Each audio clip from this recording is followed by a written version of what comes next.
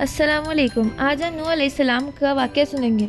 आदम अलैहिस्सलाम की वफ़ात के तकरीबन 1000 साल बाद नूह अलैहिस्सलाम तशरीफ़ लाए।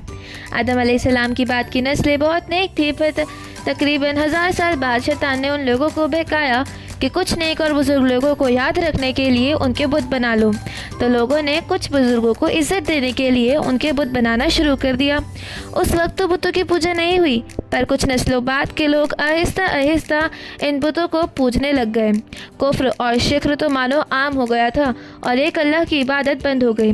तब अल्लाह ने दुनिया में नूह अलैहिस्सलाम को भेजा। उस वक्त इंसानों की उम्र ज़्यादा होती थी और नूह अलैहिस्सलाम की उम्र तकरीबन 950 साल थी। नूह अलैहिस्सलाम ने लोगों को अल्लाह की तरफ दावत दी।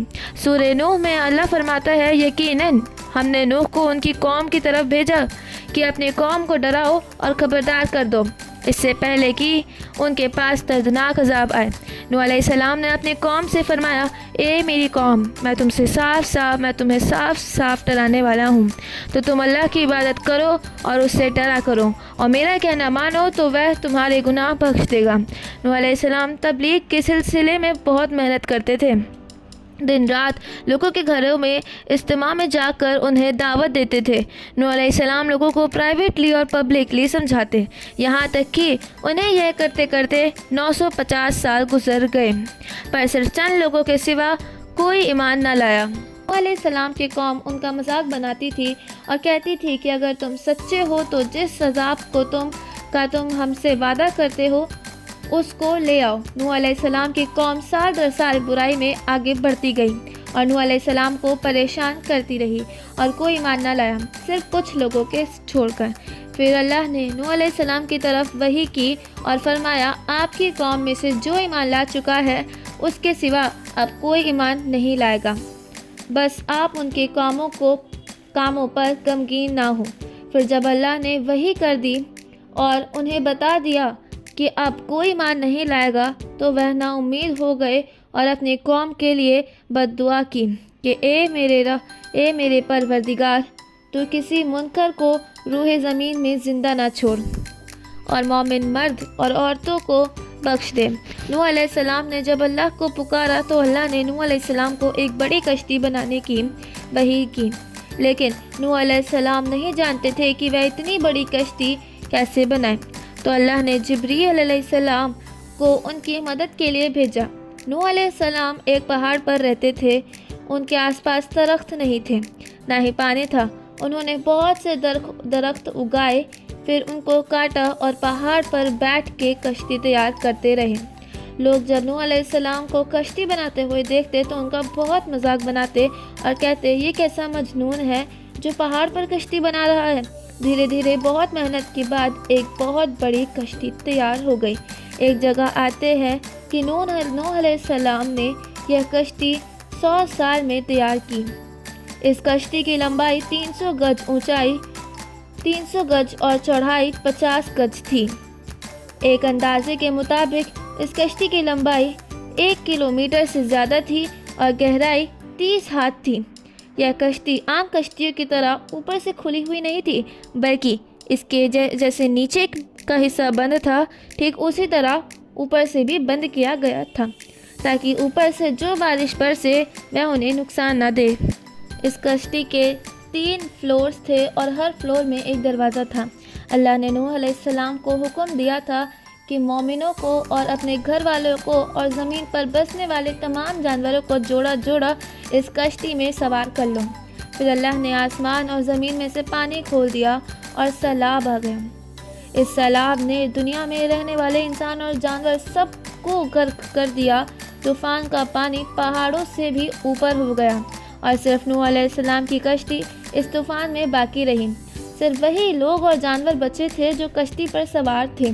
इतने बड़े नबी होने के बावजूद नूह अलैहिस्सलाम का बेटा कश्ती पर ना आया। नूह अलैहिस्सलाम ने उसको पुकारा कि ए मेरे बेटे, इस कश्ती में आ और काफिरों का साथी ना बन, लेकिन उसने कहा कि मैं किसी पहाड़ की चोटी पर पनाह ले लूँगा जो मुझे इस पानी से बचाएगी। नूह अलैहिस्सलाम ने फरमाया कि आज अल्लाह के हुक्म से कुछ बचने वाला नहीं मगर वही जिस पर अल्लाह रहम करे। बाप और बेटे के दरमियान यह गुफ्तगू जारी थी کی تب طوفانی موج نے ان کے بیٹے کو غرق کر دیا۔ جب نوح علیہ السلام کے سامنے ان کا بیٹا غرق ہو گیا تو ان کی آنکھوں میں آنسو آ گئے اور وہ پکار اٹھے، اور تو نے مجھ سے وعدہ کیا تھا کہ میرے گھر والوں کو نجات عطا فرمائے گا، اور تو تمام حاکموں میں سے بہتر حاکم ہے، لہٰذا یہ ناممکن ہے کہ تیرا وعدہ پورا نہ ہو۔ اللہ نے فرمایا، نوح، وہ تیرے اہل سے نہیں تھا کیونکہ وہ کافر تھا۔ کفر نہ سبب کو ختم کر دیتا ہے۔ اللہ نے نوح علیہ السلام سے فرمایا کہ آپ ہرگز وہ چیز نہ مانگے جس کا آپ کو علم نہیں ہے۔ نوح علیہ السلام یہ بات سمجھ گئے اور فوراً اللہ سے توبہ کی۔ فرمایا، اے میرے پروردگار، میں تیری ہی پناہ چاہتا ہوں اس بات سے کہ تجھ سے وہ مانگوں جس کا مجھے علم نہیں۔ اگر تو مجھے نہ بخشے اور مجھ پر رحم نہ کرے گا تو میں خرابی والوں میں ہو جاؤں گا۔ کشتی نوح علیہ السلام اور ان کے ساتھیوں اور سارے جانوروں کی نسل کو لیے پانی کی تیز لہروں پر بلندی سے چل پڑی، مگر زمین پر موجود ہر چیز، انسان، جانور، پرندے غرق ہو چکے تھے۔ ان میں سے کوئی باقی نہیں بچا تھا۔ اگر کوئی بچا تھا تو وہ تھے جو کشتی والے نوح علیہ السلام اور ان کے ساتھی تھے۔ نوح علیہ السلام اور ان کے ساتھی 6 مہینے تک اس کشتی میں رہے۔ آخر اللہ کے حکم سے طوفان رک گیا۔ اللہ نے زمین کو حکم دیا کہ وہ پانی نگل جائے۔ زمین نے سارا پانی نگل لیا اور زمین خشک ہو گئی اور کشتی پہاڑ پر جا کر ٹھہر گئی۔ اب انہیں حکم ہوا کہ سلام کے ساتھ کشتی سے اتر آئیے، آپ سب پر برکت نازل ہوگی اور ان نسلوں پر بھی جو آپ سے پیدا ہوں گی۔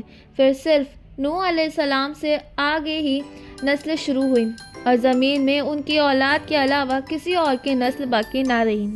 سارے جانوروں کی نسلیں بھی یہیں سے پھر سے پیدا ہوئیں۔ نوح علیہ السلام کے 3 بیٹے تھے، سام، ہم اور یاف، جن سے دنیا کی نسل آگے بڑھی۔ شام کی اولاد گندمی رنگ کی تھی۔ عرب، موما، سیریا، فلسطین اور اسرائیل کے لوگ سام کی اولاد ہیں۔ ہام کی اولاد کالی رنگت کی تھی۔ افریقہ، ایبوریجنل، آسٹریلیا، انڈیا اور ایجپٹ کے لوگ ہام کی اولاد ہیں۔ گوری رنگت کے لوگ یاف کی اولاد ہیں۔ چائنا، جاپان، کوریا اور یورپ کے لوگ یاف کی نسل ہیں۔ نوح علیہ السلام کا چوتھا بیٹا جو ایمان نہ لانے کی وجہ سے برباد کر دیا گیا تھا، اس کا نام کنہا تھا اور اس سے کوئی نسل آگے نہیں بڑھی۔ قرآن میں اللہ نے فرمایا، اور ہمیں نوح نے پکارا تو دیکھ لو کہ ہم کیسی اچھی دعا قبول کرنے والے ہیں۔ ہم نے اسے اور اس کے فرما بردار کو اس زبردست مصیبت سے بچا لیا اور اس کی اولاد ہم نے باقی رہنے والی بنا دی۔ طوفان کے بعد نوح علیہ السلام 350 سال زندہ رہے، پھر نوح علیہ السلام فوت ہو گئے۔ نوح علیہ السلام کی کشتی آج بھی موجود ہے۔ ریسرچ نے ترکی میں اس کشتی کو ڈھونڈ لیا ہے۔ قرآن میں اللہ نے فرمایا، اور بے شک ہم نے اس واقعے کو نشانی بنا کے باقی رکھا ہے۔ کوئی نصیحت حاصل کرنے والے لوگ سٹوریز کو تو ڈینائی کر سکتے ہیں پر ایویڈنسز کو ڈینائی نہیں کر سکتے۔ نوح علیہ السلام کی یہ کشتی ایک بہت بڑا ایویڈنس ہے اس پورے واقعے کا۔ تو یہ تھا نوح علیہ السلام کا بہترین واقعہ۔ نیکسٹ آپ کون سی پروفٹ کی سٹوری سننا چاہتے ہیں پلیز کمنٹ سیکشن میں بتائیں تاکہ ہم نیکسٹ ٹائم اس پہ تیاری کر کے آپ کو بتا سکیں۔ شکریہ۔